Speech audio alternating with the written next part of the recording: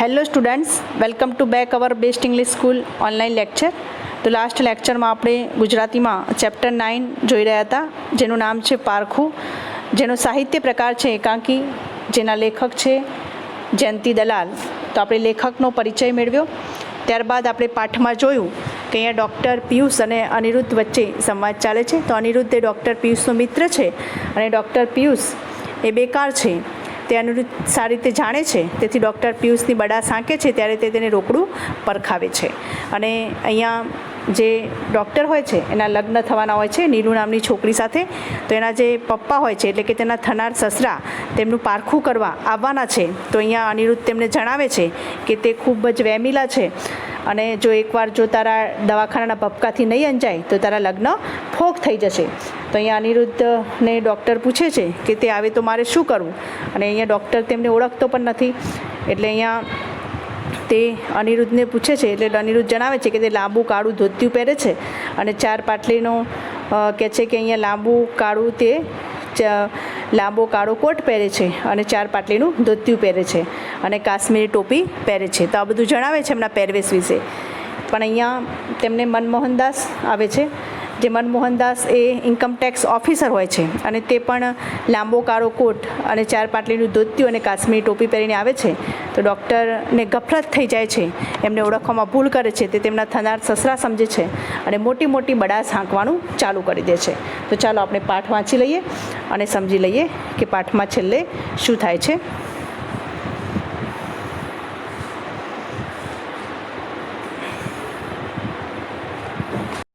એને જોતાં જ એ જ લાંબો કાળો કોટ, કાશ્મીરી ટોપી અને 4 પાટલીનું ધોતિયું, એ જ ઊભા થઈ પધારો પધારો. તો અહીંયા ડૉક્ટર કહે છે એને એકદમ મનમોહનદાસ જ્યારે એન્ટર હોતે અંદર તો એમને જોઈને કહે છે કે એ જ લાંબો કાળો કોટ પહેર્યો હતો, કાશ્મીરી ટોપી પહેરી હતી અને 4 પાટલીનું ધોતિયું, એટલે કે જે પ્રમાણે અનિરુદ્ધે કહ્યું હતું એ જ પ્રમાણે એમને પહેરવેશ પહેર્યો હતો. એટલે ડૉક્ટર કહે છે એટલે કે ઊભા થઈ જાય છે અને શું કહે છે, પધારો પધારો મીન્સ આવો આવો. મનમોહનદાસ કહે છે અરે એ શું, તસ્દી માફ કરજો પણ મારે જરા આવવું પડ્યું. તો અહીંયા જે રીતે પધારો પધારો કરે છે એટલે મનમોહનદાસ શું કહે છે, અરે એ શું, એટલે કે આમ આટલું બધું. તો અહીંયા કહે છે કે તસ્દી માફ કરજો, એટલે કે માફ કરજો, તમને અહીંયા તકલીફ આપું છું. તો અહીંયા કહે છે કે મારે જરા આવવું પડ્યું, એટલે કે મારે આવવું પડ્યું. ડૉક્ટર કહે છે અરે એમાં શું, આપનું જ દવાખાનું માની લો. ગમનલાલ હવે અહીંયા શું કહે છે ડૉક્ટર કે એમાં શું થઈ ગયું, આ તમારું જ દવાખાનું છે. તો અહીંયા શું કહે છે કે આપનું જ દવાખાનું માની લો. અને ગમનલાલને બૂમ પાડે છે, જેમનો કમ્પાઉન્ડર છે એમને ગમન આવે છે બહારથી આવી અને બૂમ કહે છે જી ડૉક્ટર પેલા પેસ્તનસા શેઠને ત્યાં કહેવડાવી દો કે અત્યારે મારાથી નહીં જ આવી શકાય. મનમોહનદાસ તમે વિઝિટ ન ગુમાવતા.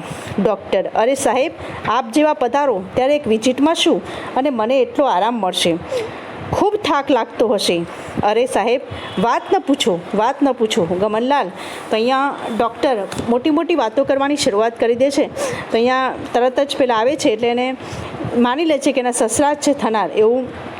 તો કહે છે કે તમારું જ દવાખાનું માની લો. અને તરત જ પેલા ગમનને બોલાવી અને ખોટી બડાશ મારવાનું ચાલુ કરી દે છે. કે છે પેલા પેસ્તનસા શેઠને ત્યાં કેવડાવી દો કે અત્યારે મારાથી નહીં આવી શકાય. અને તમે મનમોહનદાસ કહે છે કે તમે વિઝિટ ના ગુમાવશો, એટલે કે તમારે વિઝિટે જવું હોય તો તમે જાઓ. પણ શું કહે છે કે ના તમારા જેવા પધાર્યા હોય મોટેરા મહેમાન તો કહે છે કે એમાં વિઝિટમાં શું. અને તો કહે છે કે મને પણ થોડો આરામ મળશે, કે જાણે ઘણું બધું કામ કરતો હોય અને ખૂબ જ વ્યસ્ત હોય એમ શું કહે છે કે મને પણ આરામ મળશે. તો કહે છે એ મનમોહનદાસ પૂછે કે ખૂબ થાક લાગતો હશે નહીં, એટલે શું કહે છે અરે સાહેબ વાત ના પૂછો, એટલે કે ખૂબ જ કામ આવે છે, ઘણા પેશન્ટને મળવા જવાનું થાય છે આમ તેમ, એટલે આ રીતે મોટી વાતો કરવાનું ચાલુ કહે છે. પછી ગમનલાલ કહે છે ગમન જી ડૉક્ટર અને માણસ સાથે કંપનીમાં કહેરાઓ કે મિક્સર તૈયાર થયું છે, માણસ મોકલી મંગાવી લે અને પૂછજો પેટન્ટનું શું કર્યું. હા ભૂલતા નહીં. પણ સાહેબ મેં કેટલી વાર કહ્યું કે હું બોલું ત્યારે તમારે લખી લેવું, પછી સાહેબ કરી હેરાન કરો છો. Oh God save me from these creatures. તો કહે છે કે મેં કેટલી વાર તમને કહ્યું કે ત્યાં અહીંયા તો વચ્ચે બોલવાનું નહીં. તો અહીંયા ગમનલાલને અટકાવે છે અને મોટી મોટી વાતો કરવાની ચાલુ કરી દે છે કે પેલી કંપનીમાં કેવડાવો કે મેં મિક્સર તૈયાર થયું છે અને માણસ મોકલી અને એ મંગાવી લે અને પૂછજો કે પેટન્ટનું શું કર્યું. તો આવી રીતે ખોટી ખોટી વાતો કરવાની અને મોટી મોટી બડાશ મારવાનું તે ચાલુ કરી દે છે. પણ અહીંયા ગમન કહે છે કે પણ સાહેબ, તો તેને બોલતો અટકાવી દે છે અને શું કહે છે કે હું સાહેબ સાહેબ બોલું, અહીંયા વચ્ચે મને અહીંયા હું કંઈક વાત કરું ત્યારે મને તમારે લખી લેવાનું, પછી સાહેબ સાહેબ કરીને મને હેરાન કરવાનો નહીં. ગમન ડગાઈ જઈ, બરાબર સાહેબ. તો અહીંયા ડગાઈ જઈ એટલે કે થોડો ડરી જઈ અને પછી શું કહે છે કે તો થોડી વાર અટકી જઈ અને કહે છે કે ભલે સાહેબ, બરાબર સાહેબ. જાઓ. ગમન જાય છે. શું કરું સાહેબ? જમાનો જેવો આવ્યો છે કે માણસ સમજવું અને વિશ્વાસુ તો ન જ મળી શકે. વિશ્વાસુ હોય તો કહ્યું સમજે નહીં, સમજે તો આપણાથી વિશ્વાસ ન મુકાય. બરાબર છે, પણ ડૉક્ટર એ શાની પેટન્ટ છે? તો અહીંયા મોહનદાસ પૂછે છે, મનમોહનદાસ આવે છે અહીંયા. તો અહીંયા ડૉક્ટર કહે છે કે જાઓ. શું કરું સાહેબ? જમાનો જેવો આવ્યો છે કે માણસ સમજવું અને વિશ્વાસુ તો ન જ મળી શકે. જો વિશ્વાસુ હોય તો કહ્યું સમજે નહીં અને સમજે તો આપણાથી વિશ્વાસ ન મુકાય. એટલે કે અત્યારે આવા જમાનામાં વિશ્વાસુ માણસ મળતા નથી. સમજવું અને વિશ્વાસુ મળવા મુશ્કેલ છે. જો વિશ્વાસુ હોય પણ સમજતા ના હોય અને સમજતા હોય એના ઉપર બહુ વિશ્વાસ રાખી શકાય નહીં. એટલે મનમોહનદાસ શું કહે છે કે બરાબર છે, પણ ડૉક્ટર એ શાની પેટન્ટ છે? એટલે કે તમે જે પેટન્ટની વાત કરી રહ્યા હતા તો એ પેટન્ટ શાની છે? અહીંયા મનમોહનદાસ પ્રશ્ન કરે છે એમને.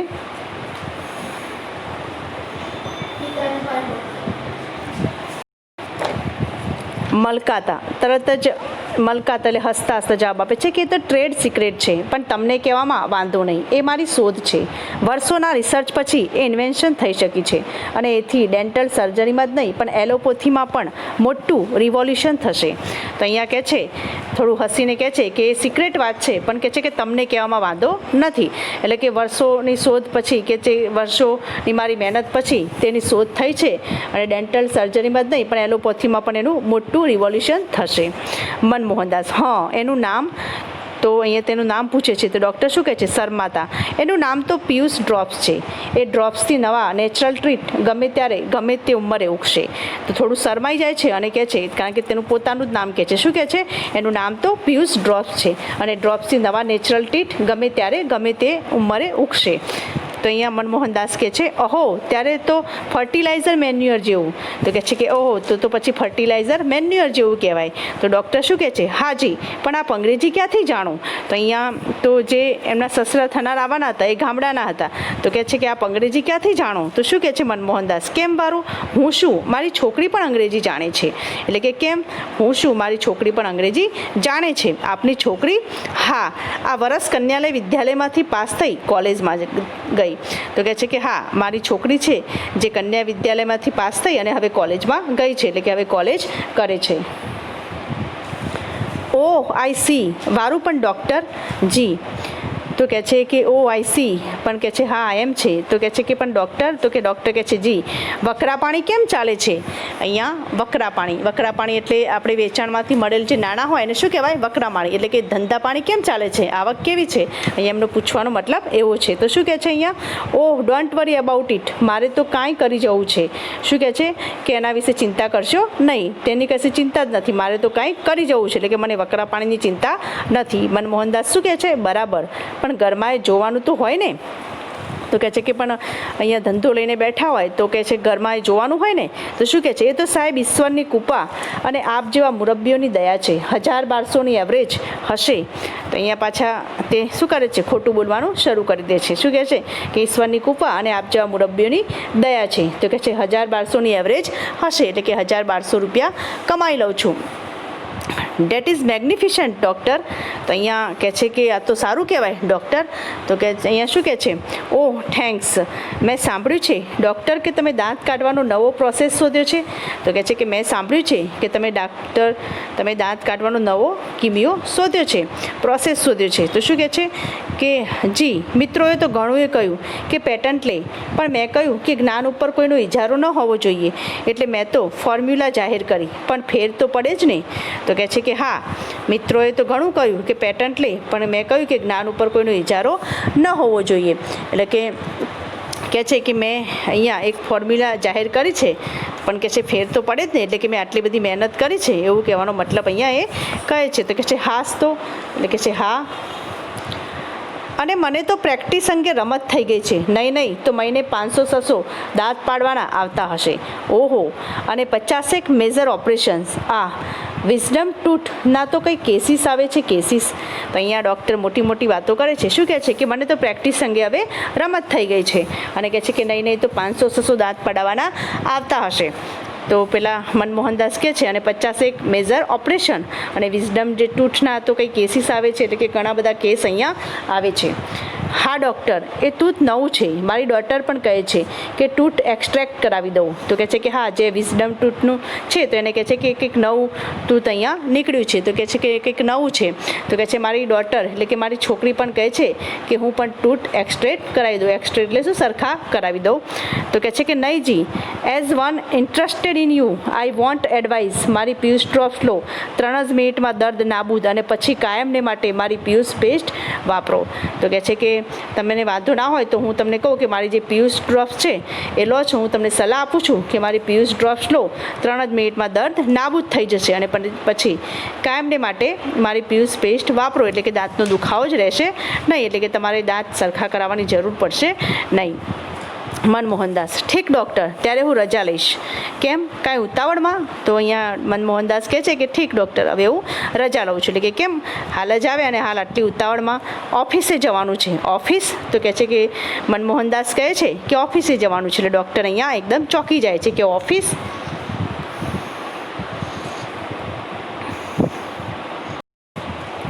મનમોહનદાસ: હાસ તો હું અહીં ઓફિસમાં કામે જ આવ્યો હતો.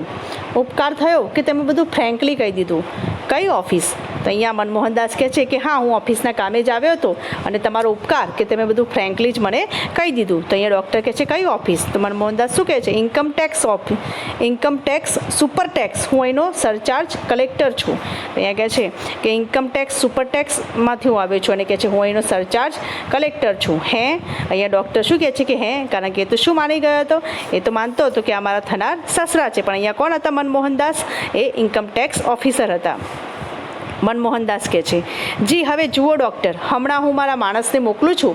એ પૂછે તે પર્ટિક્યુલર બરાબર નોંધાવજો. હો, લ્યો સાહેબજી. જાય છે. હવે કહે છે કે હવે ડૉક્ટર જુઓ, હમણાં હું મારા માણસને મોકલું છું, એટલે કે તે તમે બધી મને વિગત કહી એ બરાબર નોંધાવી લેજો. અને હવે હું લ્યો સાહેબજી એમ કરીને કહે છે કે હવે હું જાઉં છું. એમ કરીને મનમોહનદાસ ત્યાંથી જાય છે. ઓહ, સ્વિન્ડલ, મર્ડર, એર્ઝન, બધાય અનિરુદ્ધના જ કામ. બચ્ચો હાથ આવે તો આખી 32 તોડી નાખું. એક તો અહીં ભાડું પગાર ઘરમાંથી કાઢવા પડતા હોય, અને ઉપરથી આવા લપ વળગાડે. યાદ રાખ, રિમેમ્બર આંટા મારે છે, અને નરરત્ન મણિરાવ દાખલ થાય છે. તો અહીંયા બહુ એકદમ ગુસ્સે થઈ જાય છે કે આ તો એને ઇન્કમ ટેક્સ ઓફિસર આગળ ખોટી બડાશ મારી, અને આવક નથી છતાં પણ ખોટી આટલી આવક છે એવું એને બતાડી. તો હવે શું કહે છે કે હવે ગુસ્સે થઈ જાય છે, અને કહે છે કે આ બધા અનિરુદ્ધના જ કામ છે. હવે એકવાર એ હાથમાં આવી જાય આ બચ્ચો, તો કહે છે એની 32 તોડી નાખું. કહે છે અહીંયા ભાડું અને પગાર ઘરમાંથી કાઢવા પડતા હોય, અને ઉપરથી આવું બધી ખોટી રીતે હેરાન કરે છે. એટલી વારમાં નરરત્ન મણિરાવ દાખલ થાય છે. હવે નરરત્ન કહે છે આપ છો? મને ખાતરી ન હતી. મને તો એમ કે ક્યાંક દવા કરવા ગયા હશો. તો કહે છે આપ છો? મને ખાતરી ન હતી. મને તો એમ કે ક્યાંક દવા કરવા ગયા હશો. તો અહીંયા નરરત્ન અંદર દાખલ થાય છે. ડૉક્ટરને જોઈને કહે છે ડૉક્ટર પીઠ ફેરવી ક્યાં? જહન્નમમાં. તો શું કહે છે અહીંયા ડૉક્ટર ગુસ્સામાં હતા, એટલે શું કહે છે કે ક્યાં? જહન્નમમાં. તો કેમ વળી? દર્દીને ત્યાં. એટલે અહીંયા નરરત્ન શું કહે છે કે દર્દીને ત્યાં ગયા હોય, એટલે કે તમારે તો ખૂબ કામ આવે છે, તો મને એમ કે તમે દર્દીને ત્યાં ગયા હશો. ડૉક્ટર: દર્દી? ક્યાં છે દર્દી? ઓ દર્દી, જેટલી તારા નામની માળા જપી છે એટલી પ્રભુના નામની ફેરવી હોત તો એબ્સોલ્યુટલી પેઇનલેસ પ્રોસેસથી મુક્ત મળી હોત. તો શું કહે છે કે દર્દી? ક્યાં છે દર્દી? તો કહે છે જેટલી દર્દીના નામની માળા જપી છે એટલી પ્રભુના નામની ફેરવી હોત તો કહે છે એબ્સોલ્યુટલી એટલે કે ચોક્કસ કે છે આ પેનલેસ પ્રોસેસમાંથી મુક્તિ મળી હોત. તો અહીંયા નરરત્ન કહે છે શું કહે છે ડૉક્ટર આમ કેમ બોલો છો? તો અહીંયા નરરત્નને નવાઈ લાગે છે કે આમ કેમ વાત કરે છે. બેકારી, માય ડિયર ફ્રેન્ડ, બેકારી. તો શું કહે છે કે બેકારી, મારા વાલા મિત્ર બેકારી. તો અહીંયા ડૉક્ટર જે છે એ નરરત્નને ઓળખી શકતો નથી, એટલે એમને એમ કે કોઈ બીજું છે તો એ રીતે વાત કરે છે. નરરત્ન: આપની શોધ કેવી શોધ અને કેવી વાત? તો કહે છે કે મેં તમારી શોધ વિશે સાંભળ્યું હતું. તો કહે છે આપની શોધ? તો અહીંયા શું કહે છે? કેવી શોધ અને કેવી વાત? આપની દવાઓ ભાડુતી એટલે કે આપણી દવાઓ તો શું કહે છે કે ભાડુતી, બધી ભાડે લીધેલી છે. આપના પિયુષ ડ્રોપ્સ પીગળી ગયા, બુઝુર્ગ મિત્ર પીગળી ગયા. અહીંયા બુઝુર્ગ એટલે શું થાય? બુઝુર્ગ એટલે વૃદ્ધ થાય, ગરડો માણસ કહી શકાય. તો કહે છે કે બુઝુર્ગ મિત્ર એ બધા પીગળી ગયા. અરે પણ તમારા ઓપરેશન્સ પણ કહે છે કે તમે ઓપરેશન કરો છો એ? તો કે ભાઈ મારો લેન્સેટ પણ ભાડુતી છે. તો શું કહે છે કે આ મારો લેન્સેટ છે એ પણ ભાડુતી છે. નવરત્ન અને તમારા લેખો ભાષણો, તો કહે છે કે તમારા લેખો ભાષણો જે મોટી મોટી વાતો અમે સાંભળી છે, તો ડૉક્ટર શું કહે છે? લખવા જેટલી આવડત નથી, બોલવા જેટલી હોશિયારી નથી. તો કહે છે કે અહીંયા લખવા જેટલી આવડત નથી અને બોલવા જેટલી હોશિયારી નથી. પેલી તમારી પિયુષ પેસ્ટ, અને કહે છે કે પેલી પિયુષ પેસ્ટ એ પિયુષ બીજો, હું નહીં. તો કહે છે કે કોઈ બીજો પિયુષ છે, હું નથી. હું તો ફક્ત મારું નામ ખોટું જણાવું છું. અહીંયા તેને બધું કહી દીધું. આ શું કહો છો ડૉક્ટર? તો કહે છે હાર્ડ ફેક્ટ્સ, માથું મારીએ તો લોહી નીકળે એવી નક્કર વસ્તુસ્થિતિ. તો કહે છે કે આ જ હકીકત છે. તો અહીંયા શું કહે છે? આ દવાખાનું હજુ બિલ પત્યું નથી. તો કહે છે કે હજુ એનું બિલ પત્યું નથી. ભાડું 4 માસ થયા. તમારો સ્ટાફ કેસ પર કમિશન. જાઓ હવે તમે સીધાઓ. એમ સીધાઓ ક્યાં? આવી છેતરપિંડી, હરામખોર. તો કહે છે કે અહીંયા આ 4 માસ ભાડું ચડ્યું છે. અને પેલા નવરત્ન પૂછે છે કે તમારો સ્ટાફ ક્યાં છે? તો કહે છે કેસ પર કમિશન, એટલે કે કેસ આવે એના ઉપર કમિશન ઉપર હોય છે. તો કહે છે કે હવે તમે સીધાઓ, એટલે કે હવે તમે અહીંયાથી જાઓ. એટલે શું કહે છે કે અહીંયા સીધાઓ એટલે કે આમ કેમ કહે છે? આવી છેતરપિંડી કરે છે, હરામખોર, એમ કરીને નવરત્ન ગુસ્સે થઈ જાય છે. એમ સીધાવે ક્યાં? આવી છેતરપિંડી, હરામખોર. હવે જા ભાઈ જા, તને ખબર છે મને હથિયાર વિના પણ દાંત પાડતા આવડે છે. એટલે એમ કહે છે હરામખોર. એટલે અહીંયા ડૉક્ટર ગુસ્સે થઈ જાય છે. એટલે શું કહે છે કે હવે જા ભાઈ જા, ન કે મને હથિયાર વગર પણ દાંત પાડતા આવડે છે. એટલે ઊભો થઈ તમાચો મારે છે. એટલે આ સમજો. તો અહીંયા ડૉક્ટર ગુસ્સે થઈ જાય છે અને ઊભો થઈને તમાચો મારીને કહે છે કે એટલે આ સમજો. આટલે સુધી નીલુએ બધું કહ્યું હતું, આ નહીં. કોણ? મારી દીકરીએ. ભાઈ તારો દોષ નથી, પેટના જાડા ફંટાય ત્યાં પછી પારકાનું શું? તો અહીંયા કહે છે કે નીલુએ બધું કહ્યું હતું પણ આવું કહ્યું નહોતું, કે તો આવો ગુસ્સાવાળો છે અને આવી બધી ખોટી માહિતી તારી મળી છે. તો કહે છે કોણ? તો કહે છે મારી દીકરીએ. એટલે કહે છે ભાઈ તારો એમાં દોષ નથી. અહીંયા પેટના જ આડા ફંટાય ત્યાં પછી પારકાનું શું? એટલે કે પોતાના જ આવું ખોટું બોલે તો પછી પારકો, તું તો પારકો કહેવાય. તો કહે છે પારકાનું શું? ત્યારે આપ એટલે કે તમે કોણ? હા ભાઈ હું નવરત્ન મણિરાવ. પારખું કરવા નીકળ્યો. પારખું થઈ ગયું બાપ. છતી આંખે છોકરીને કૂવામાં નાખી પોક મૂકે છે. તો કહે છે કે હું નવરત્ન મણિરાવ છું અને પારખું કરવા નીકળ્યો હતો, એટલે કે તને પરખવા નીકળ્યો હતો.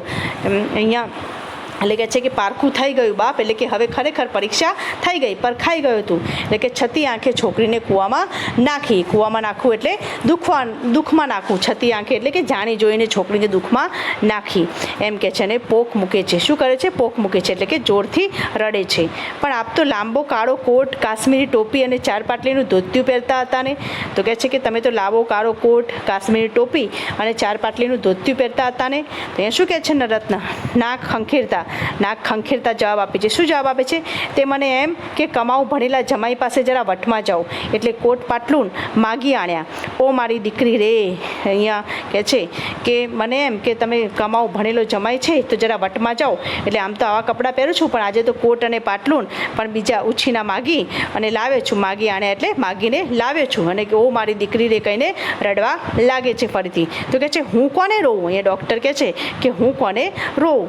તો અહીંયા ડૉક્ટરને ઓળખવામાં ભૂલ થઈ જાય છે અને જે નવરત્ન મણિરાવ છે એમને ઓળખી નથી શકતા અને એમના થનાર સસરા હોય છે. એટલે કે જે મનમોહનદાસ આવે છે એમને તેમના થનાર સસરા સમજી અને એમની સામે બધી જ ખોટી બડાશ મારે છે. અને ઇન્કમટેક્સ ઓફિસર હોય છે અને એમની કમાણી પણ નથી હોતી. એનાથી ખોટી ડંફાસ મારી અને વધારે કમાણી બતાવી દે છે. અને જ્યારે ગુસ્સામાં હોય છે એટલામાં આ નવરત્ન મણિરાવ આવે છે અને એમને તે ઓળખી શકતા નથી અને એમને પર ગુસ્સે થઈ જાય છે અને એમને થપ્પડ મારી દે છે.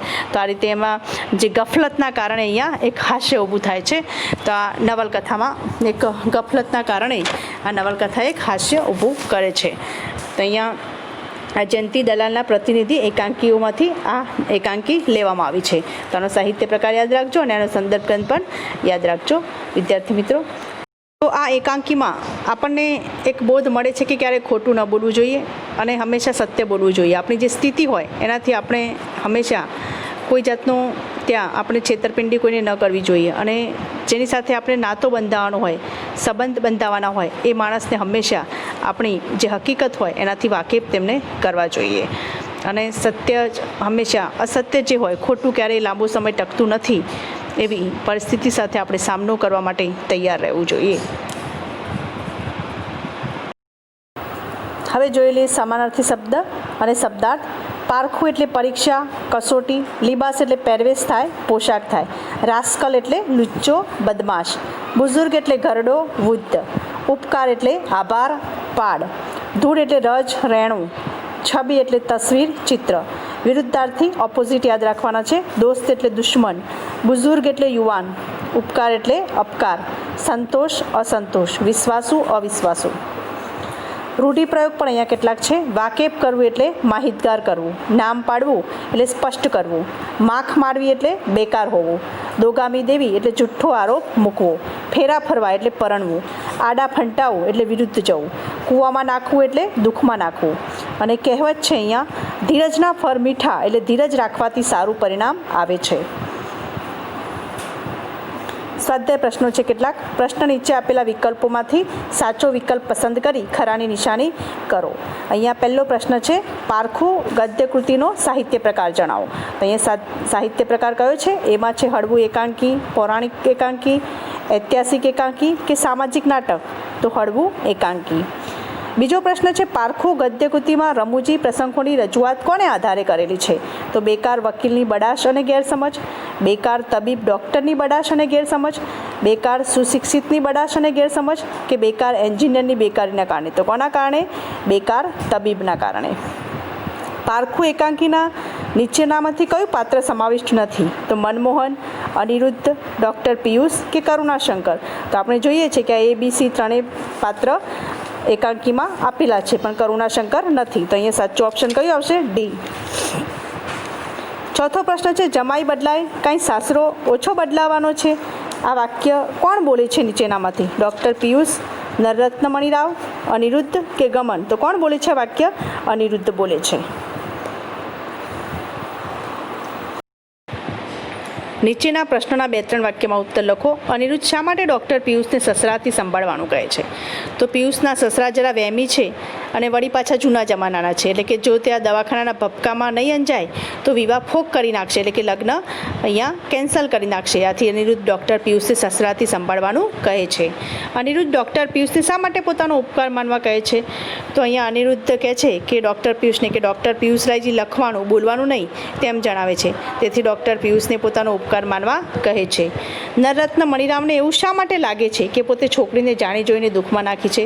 તો જ્યારે નરરત્ન મણિરાવ અહીંયા ડૉક્ટરનું પારખું લેવા આવે છે ત્યારે તેઓ જાણે છે એની હકીકત, તેની સાથે તે ખૂબ જ ઉદ્ધત વર્તન કરે છે અને દવાખાની પરિસ્થિતિ તેઓ વાકેફ થઈ જાય છે, એ બધું જાણી લે છે, એટલે છેતરાયા છે અને છોકરીને જાણી જોઈને દુઃખમાં નાખી છે એવું તેમને લાગે છે. અનિરુદ્ધનું પાત્ર લેખન કરો. તો તમે અહીંયા અનિરુદ્ધના પાત્ર લેખનમાં લખી શકો છો કે અનિરુદ્ધ એ ડૉક્ટર પિયુષનો મિત્ર છે. ડૉક્ટર પિયુષ બેકાર છે તે અનિરુદ્ધ સારી રીતે જાણે છે, તેથી ડૉક્ટર પિયુષ બડાસ હાંકે છે ત્યારે તે તેને રોકડું પરખાવે છે અને ડૉક્ટર પિયુષ જ્યારે તેને સભ્યતા શીખવાની વાત કરે છે ત્યારે તે કહે છે કે આપ કશા જ કામ વિના નહીં બેઠા છો, એવી નક્કર વસ્તુસ્થિતિથી મને વાકેફ કરવાની સભ્યતા આપે જ શીખી લેવી જોઈએ. તો અહીંયા ડૉક્ટર પિયુષને મજાકમાં સભ્યતાથી બોલાવે છે અને આ રીતે ડૉક્ટર પિયુષને કહે છે કે નીલુ નામની છોકરીના પિતા તેને જોવા પરખવા આવવાના છે. ત્યારે ડૉક્ટર પિયુષ ખુશ થઈ જાય છે અને તેમના વિશેની બધી જ માહિતી વિનંતી કરીને મેળવી લે છે. તો અહીંયા અનિરુદ્ધ તેમને વ્યંગમાં ઘણું બધું સંભળાવે છે. તો આમ અનિરુદ્ધનું પાત્ર જે છે અહીંયા એ નાટકમાં ખૂબ જ હાસ્ય લાવે છે, એટલે કે ખૂબ જ રમૂજ લાવે છે. ડૉક્ટર પિયુષ નરરત્ન મણિરાવ પર પ્રભાવ પાડવા માટે શું કરે છે? તો અહીંયા ડૉક્ટર પિયુષ નરરત્ન મણિરાવને જોયેલા નથી, પરંતુ અનિરુદ્ધના કહેવાથી તે તેમનું પારખું લેવા માટે આવવાના છે તેમ જાણી લે છે, એટલે તેમના પર પ્રભાવ પાડવા માટે ટેબલ પર કેસની ફાઇલ અને લિટરેચર મુકાવે છે અને તે જ્યારે આવે છે ત્યારે કમ્પાઉન્ડરને જાત જાતના આદેશો આપે છે. તેમને પિયુષ ડ્રોપ્સ નામની નવી શોધ કરી છે તેવું જણાવે છે અને 1200 એવરેજ વકરો થાય છે તેવું ખોટું જણાવે છે. 500-600 દાંત પાડવામાં આવે છે, તેમજ 50 મેજર ઓપરેશન કરે છે તેમ કહે છે. તો આમ પિયુષ ડ્રોપ્સ અને પિયુષ પેસ્ટની વાપરવાની ભલામણ કરે છે. પરંતુ જ્યારે તેને ખબર પડે છે કે જે આવ્યા છે મનમોહનદાસ એ શું છે, સરચાર્જ કલેક્ટર છે, ત્યારે તેને ખ્યાલ આવે છે અને નરરત્ન મણીરામ નહીં પરંતુ મનમોહનદાસ હતા. પારખું કરવા નીકળેલા એટલે પારખું થઈ ગયું. નરરત્ન મણીરામના વિધાનને વિગતે સમજાવો. તો અહીંયા કહે છે નરરત્ન મણીરામ દીકરી નીલુના લગ્ન માટે ડૉક્ટર પિયુષ સાથે થવાના છે, એટલે નરરત્ન મણીરામ ડૉક્ટર પિયુષનું પારખું કરવા તેઓ આવે છે. તો અહીંયા અનિરુદ્ધના જણાવ્યા પ્રમાણે લાંબા કાળો કોટ, કાશ્મીરી ટોપી અને 4 પાટલીનું ધોતિયુંના પોશાકમાં આવતા નથી, પણ તેના બદલે તે કોટ પાટલુંના પોશાકમાં આવે છે. તેથી ડૉક્ટર પિયુષ તેમને ઓળખતા નથી અને તેમના દરેક પ્રશ્નના ઉત્તર ઉદ્ધતાઈથી આપે છે. આમ તેમના દવાખાનાની નક્કર હકીકત બહાર આવે છે અને આ દવાખાનામાં 4 માસનું ભાડું બાકી છે. પિયુષ પેસ્ટ તેમની નથી, લેન્સેટ પણ ભાડુંથી છે, કેસ પર કમિશન છે વગેરે. નરરત્ન મણીરામ ડૉક્ટર પિયુષની છેતરપિંડી કરી છે એમ લાગે છે ત્યારે તે ગુસ્સે થઈ જાય છે અને તેને હરામખોર કહે છે. હરામખોર કહે છે એટલે ડૉક્ટર પિયુષ તેમને તમાચો મારે છે. આમ નરરત્ન મણીરામ જમાઈનું પારખું કરવા નીકળ્યા, પણ તેમનું પારખું થઈ ગયું. એ છતી આંખે તેમને દીકરીને કૂવામાં નાખી છે તેવું તેમને લાગે છે. તો વિદ્યાર્થી મિત્રો, મળીશું આપણે નેક્સ્ટ લેક્ચરમાં. આ વિડીયો લેક્ચર તમને પસંદ આવ્યો હોય તો એને લાઇક કરજો, શેર કરજો અને જો આ ચેનલને સબસ્ક્રાઈબ ન કરી હોય તો આ ચેનલને સબસ્ક્રાઈબ કરજો. તો મળીશું આપણે નેક્સ્ટ લેક્ચરમાં.